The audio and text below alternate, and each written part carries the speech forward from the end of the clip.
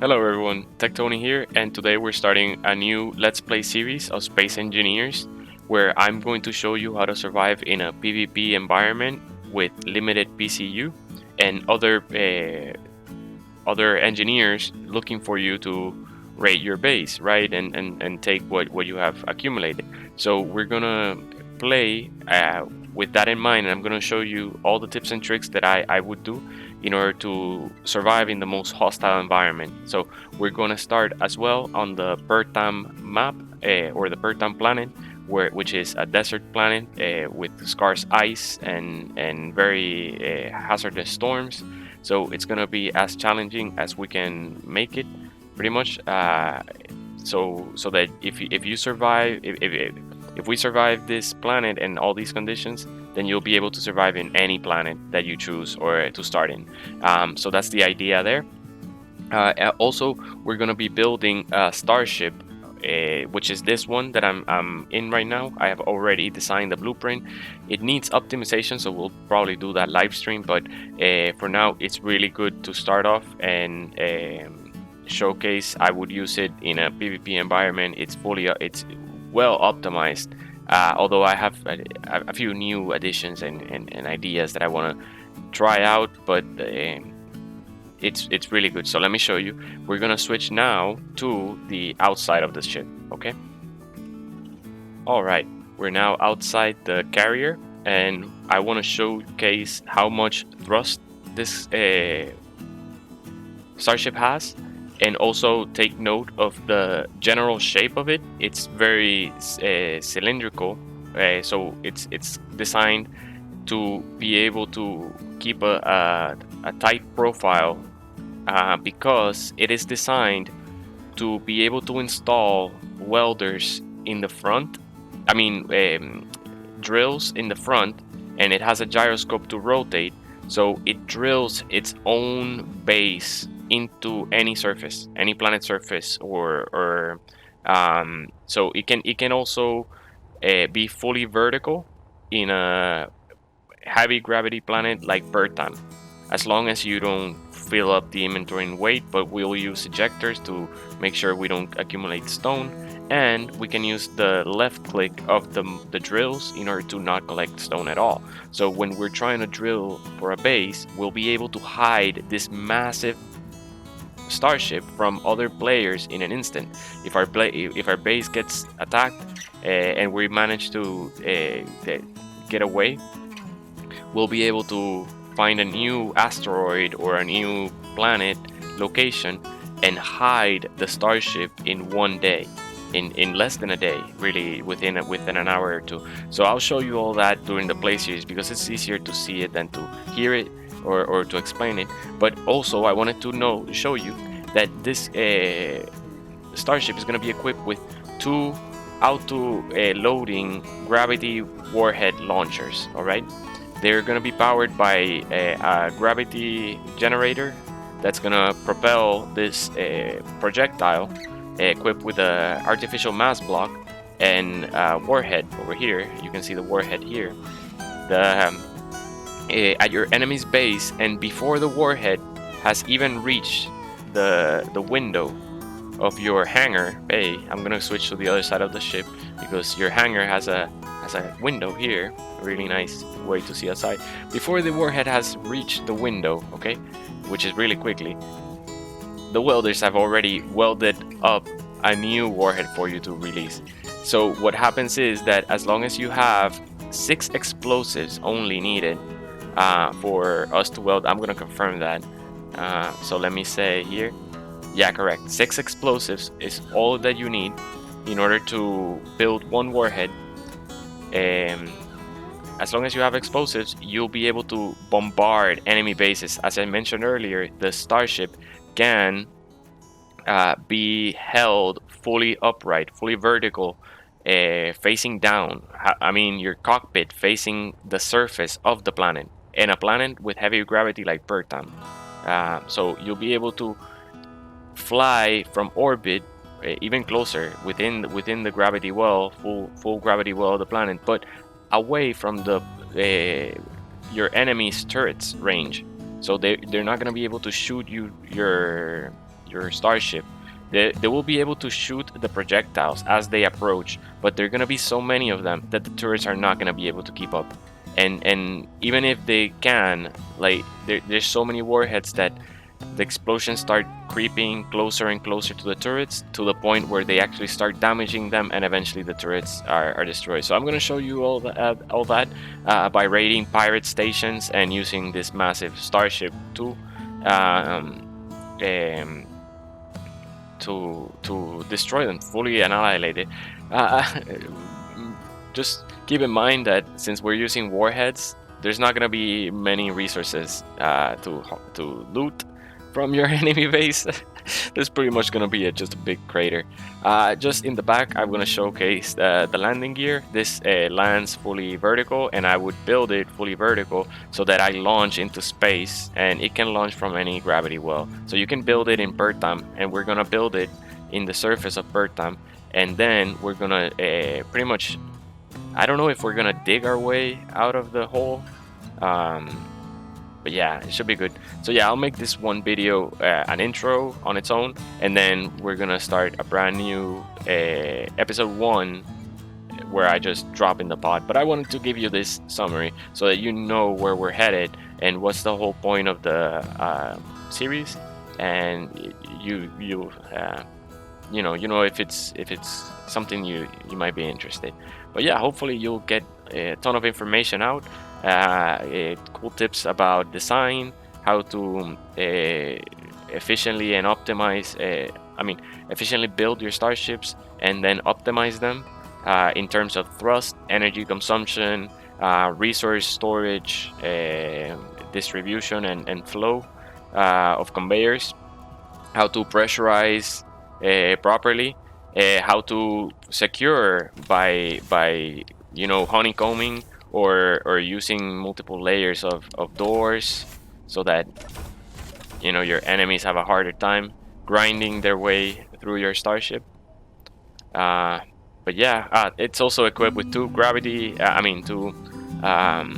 oh, that's another thing really cool about the starship, that it is equipped with 2 warp drives, so hyperdrives, right? So it can and how this works is, if you have 2 jump drives, they will combine the distance within 1 jump. So for example, if you have two jump drives, you can travel a total distance of okay, let me show you. This is a quick tip. Okay, jump drives, really quick. Okay, jump drives. Show blocking terminal. Awesome, there they are, both of them. Now notice that the distance is 5 kilometers at 100%. They're both turned off. If I turn them one on, okay, I have 1,000 kilometers. And then if I add 2, I have 1 jump at 2,000 kilometers. So therefore, in 1 jump, if I only had 1 jump drive, I could only travel 1,000, half the distance of the longest distance a jump can travel. So therefore, if you want to get away from in PvP from an enemy, you want to be able to jump in 1 warp jump. In 1 jump, you want to travel the farthest distance possible. All right, so you use 2 jump drives. Having a 3rd one does not increase it further. Now the 3rd jump drive will not be consumed. So therefore, what we're going to do is consume both in 1 jump, and then be able to get away from our enemies, so that our starship is not destroyed, and our enemies are gonna have a hard time keeping up. Because the other factor to this that makes it very optimized is the mass. So if you notice in the bottom right corner right now, you see the mass of the ship. It says 2.4 million kilograms, right? And the thing is that after 2.5 million kilograms, the ship starts losing distance, jump distance. The warp drives become less efficient. So under 2.5, we're still maximizing the warp drive distance.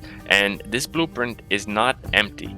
right now the cargo, if I show you the cargo inventory, and I show you here, show hide empty, you see there's plenty of ingots. Yeah, plenty of ingots and mass. Nickel thousands of 133,000 iron ingots. So yeah, it has a lot of mass that's only in the in just weight. So I may correct because maybe the jump drive start losing efficiency after 2 million kilograms. It might be, it's either 2 million or 2.5. And even with this massive cargo that I have right now on the Starship, it's still under 2.5 million kilograms. So it's very efficient. It's a very lightweight ship that it's fully equipped with everything you might need. It even has hidden survival kits, spawn points. So if your enemy destroys your medical bay, you will be able to find a spawn point inside the Starship somewhere. I'm not gonna hide it. If you load the blueprint, you'll look for it, but I won't post it on video so your enemies don't know where it is. But yeah, landing gear, everything else is good. I like this corridor. This connects completely into the sorry.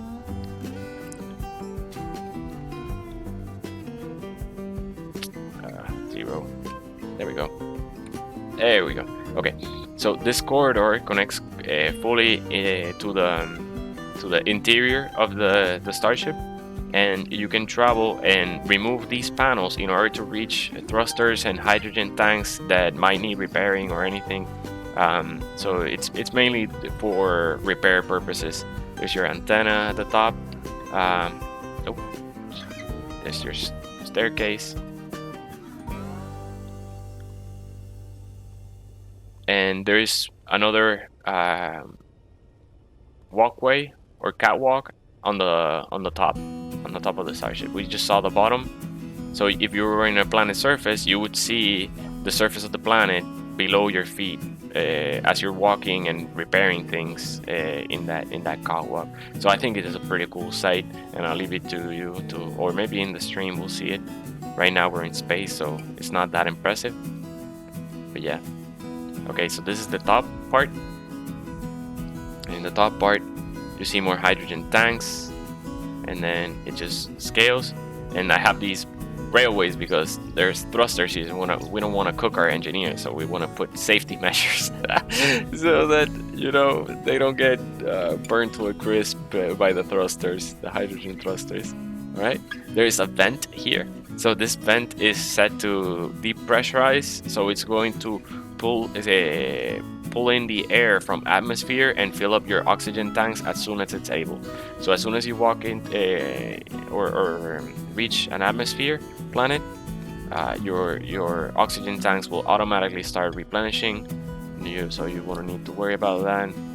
And this is Xbox friendly or console friendly blueprint. I actually designed it and built it in Xbox, and we recently moved to PC, so that's another reason why we're starting the series from scratch, because our gear changed and improved. So we're gonna film it all in HD, and yeah, it should be good. So this is the way in, and then I think I left the door. It shouldn't that area, the cargo bay, should be pressurized. So I guess I just forgot to close the door behind me. But yeah, we're back through the hangar, and yeah, close the doors behind you. Oh, I gotta show you. It's fully equipped with a bathroom here and shower. So you got a shower and a toilet. Yeah, man, you're in space. What are you gonna do? You got a kitchen, dispenser, everything you can imagine. You can even program this TV. I have it like this because of Xbox console not having mods and scripts. So yeah, but oh, it has a alarm system. Let me show you that too. Okay, maybe I'll do it like this. Let me see. Let's find a console over here, this panel here. So there is action. Well, if you're using the Starship, you'll notice that there is a ACT for act. It's an action. This is a programmable. It's a timer block, but I use them as programmable blocks on console. That's what another one of the things I want to optimize. I want to start using actual programmable blocks now that we're on PC, and have the blueprint be fully programmed, so you don't have to do anything manual. But yeah, either way. So we have defense on and off. There is a sensor for enemies, and it's gonna alert you by turning on sound blocks, an alarm. That's you can hear it from, I think it's let's see, 50 kilometers away. Alarm enemy. 500 meters away is the distance. 500 meters is the distance of the alarm. So even if you're about like underground or away from your starship, and someone gets too close, your starship will start to do this automatically without you having to do anything. Defense on. I'm gonna trigger. Oh, I hit start. Sorry, that started the timer. There you go.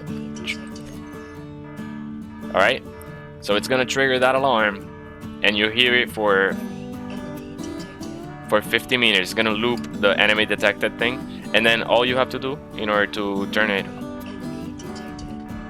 it should be annoying because you wanna take note of it. And then you trigger now, and defense is off. So I'm gonna show you how to program all these things and build them out, and like connect them and link them and use timer blocks, all that good stuff, so you can build complex machinery.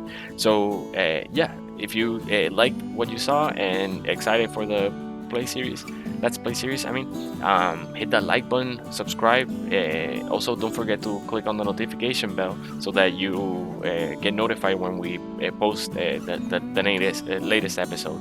But yeah, without further ado, I'll see you on the episode 1, where we actually land on Bergtam with a new character and then get started from scratch. So yeah, I'll see you then. Have a good one, guys.